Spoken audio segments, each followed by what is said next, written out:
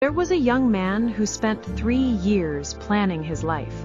He had notebooks full of goals, lists of dreams, pages of plans, but his hands were empty, his days unchanged, because he believed that if he thought long enough, the path would become clear.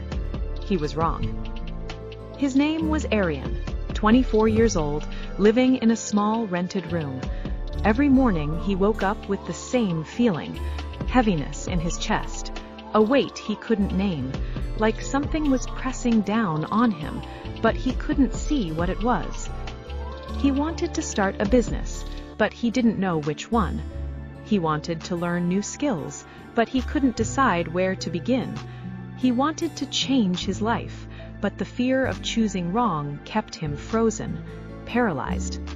So he researched, he watched videos, he read books, he made plans, every single day. He told himself, "I'm preparing, I'm being smart, I'm thinking it through." He convinced himself this was progress, but deep down in the quiet moments before sleep, he knew the truth. He wasn't preparing, he was hiding behind thoughts, behind analysis, behind endless planning, using his mind as a shield against the world. And while he thought, time moved. Days became weeks, weeks became months, months became years, and nothing changed. Not his room, not his life, not the emptiness he felt every morning. One evening, Arian sat in his room, staring at his notebook. Page after page of ideas, crossed out, rewritten, abandoned. He felt tired, not physically, mentally, the kind of tired that sleep can't fix. His mind was a storm, questions without answers, decisions without movement. What if I fail? What if I choose the wrong path? What if I waste my time? What if people laugh at me? What if I'm not good enough? These questions lived in his head like prisoners, and he was the guard who refused to let them go. He held on to them, fed them, let them grow stronger every single day. His friends were moving forward, starting things, failing, learning, growing, making mistakes and laughing about them later. But Arian, he was still thinking, still waiting, still stuck in the same small room with the same heavy feeling. That night, he couldn't sleep. The silence in his room felt loud, suffocating, like the walls were closing in. He needed air. He needed space. He grabbed his jacket and walked outside. The streets were quiet. The sky was dark. Only a few streetlights were on. And in that silence, under one of those lights, he saw something, someone. An old man was sitting on a bench. His hands were moving steadily. He was carving something from a piece of wood. No hesitation, no pause, just movement. Slow, deliberate, focused. Arian stopped.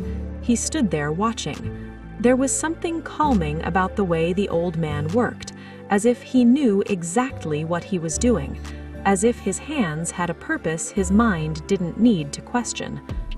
The old man looked up. He smiled. Not a big smile, just a gentle one, the kind that makes you feel seen.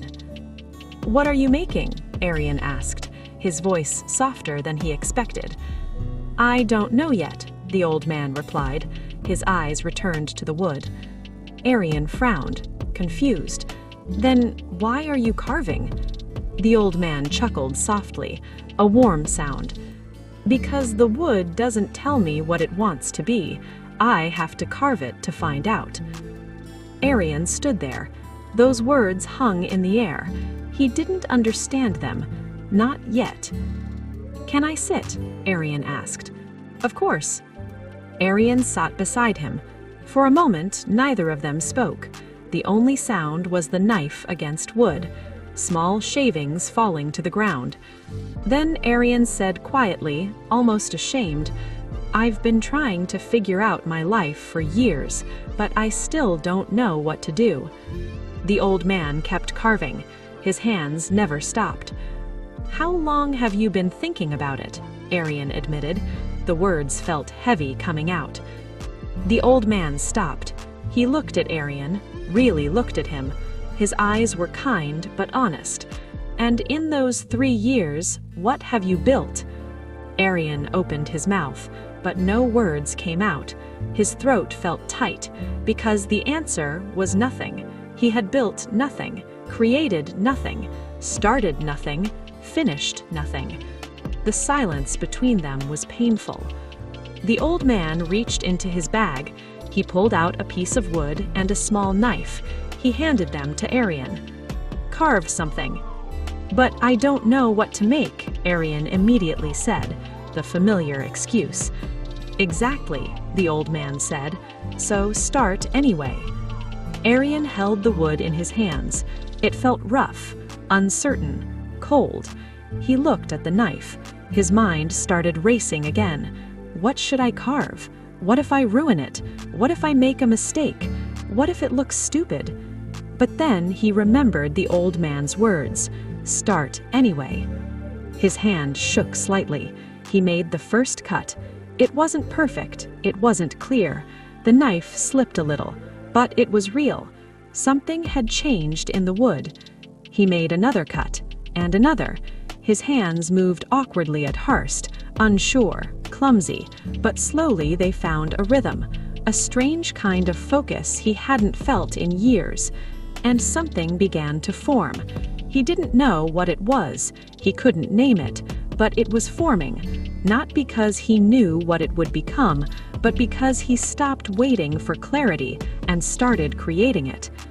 The old man watched him.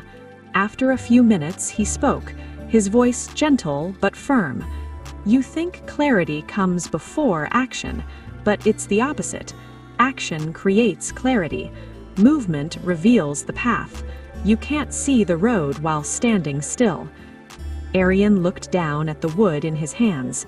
For the first time in years, he wasn't thinking about the future. He wasn't worrying about the outcome. He wasn't asking what if. He was just doing. And in that doing, something shifted inside him, a small crack in the wall he had built around himself. He sat there for another hour, carving, listening to the old man's stories. Stories about mistakes, about starting late, about failing and trying again, about roads that appeared only after taking the first step. When Arian finally stood up to leave, the old man smiled. "Keep that," he said, pointing to the wood, "not as a reminder of what you made, but as a reminder that you can make." Arian went home that night with the unfinished carving in his hand. He walked slowly, looking at it under every streetlight, feeling its rough edges, its imperfections, its realness. He entered his room. He looked at his notebooks, all those plans, all those thoughts, pages and pages of words that led to nothing. Beautiful handwriting, perfect bullet points, highlighted goals, but nothing real, nothing he could hold. And he realized something painful, something that made his chest tighten. He had been using thinking as an excuse to avoid failure, an excuse to avoid risk, an excuse to stay safe, an excuse to never be judged, an excuse to never be disappointed. Because if you never start, you never fail. But if you never fail, you never live. You never grow. You never become. He sat on his bed, staring at the wooden piece. It was rough, imperfect, unfinished, ugly even. But it was more real than anything he had created in 3 years, more honest than every plan he had written. Tears came to his eyes, not sad tears, something else.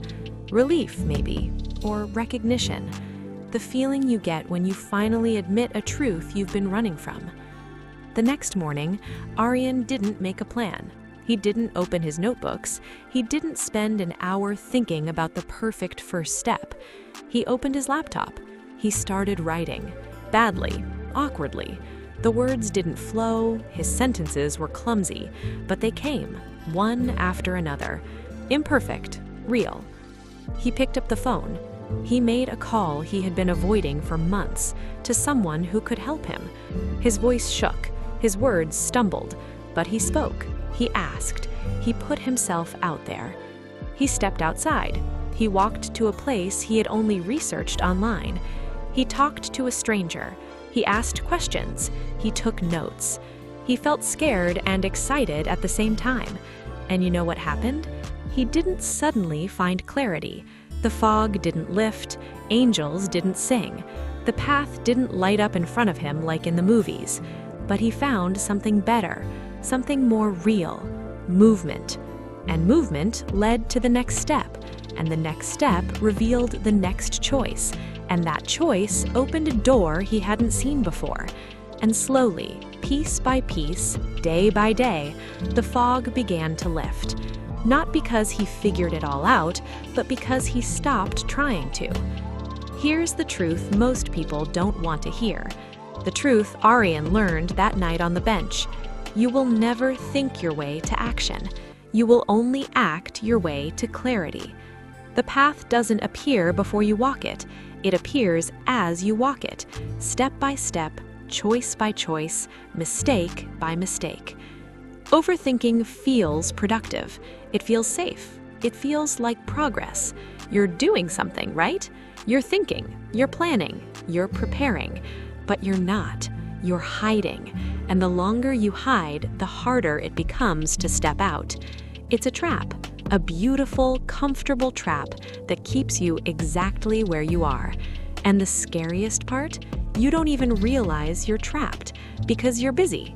Your mind is busy, but your life is standing still. The people who move forward aren't the ones with perfect plans. They're not the smartest. They're not the most talented. They're the ones who start before they're ready, who take the first step before they see the 10th, who trust that the road will reveal itself one action at a time. You don't need more time to think. You don't need more information. You don't need another video, another book, another plan. You don't need the perfect moment, because the perfect moment doesn't exist. You need the courage to move, to be imperfect, to be scared and do it anyway, to make mistakes in public, to look foolish, to fail and get up, to carve without knowing what you're making. Because clarity isn't something you find, it's something you create with your hands, with your choices, with your actions, with your willingness to be wrong. Aryan still has that wooden carving. It sits on his desk, right next to his laptop. Rough, imperfect, unfinished. Honestly, it doesn't even look like anything, but it reminds him of the night everything changed. The night he stopped waiting for answers and started building them. The night he learned that life doesn't reward the best thinkers, it rewards the best movers. Your life is like that piece of wood. You can sit and stare at it forever. You can imagine what it could be. You can dream about its potential. You can make plans for how you'll carve it someday. Or you can pick up the knife, make the first cut, feel the fear, do it anyway, and trust that the shape will come. Not from thinking, but from doing. The person you want to become is not waiting for you to figure it out. They're not waiting for you to be ready. They're waiting for you to start, to move, to choose them through action. So stop thinking, start moving. Take one small step today. Not tomorrow, not next week, today, right now. Even if it's imperfect, even if it's scary, even if you don't know where it leads. And watch how the path reveals itself, one step at a time. If this story touched something inside you, hit the like button. Share it with someone who's stuck in their own head, someone who's been planning their life instead of living it. And subscribe for more stories that hit different. Stories that don't just motivate you for 5 minutes, but change how you see yourself. Because the life you want, the person you want to become, the dreams you keep thinking about, they're all on the other side of action. Not perfect action, just action. Stop carving in your mind. Start carving with your hands. The wood is waiting.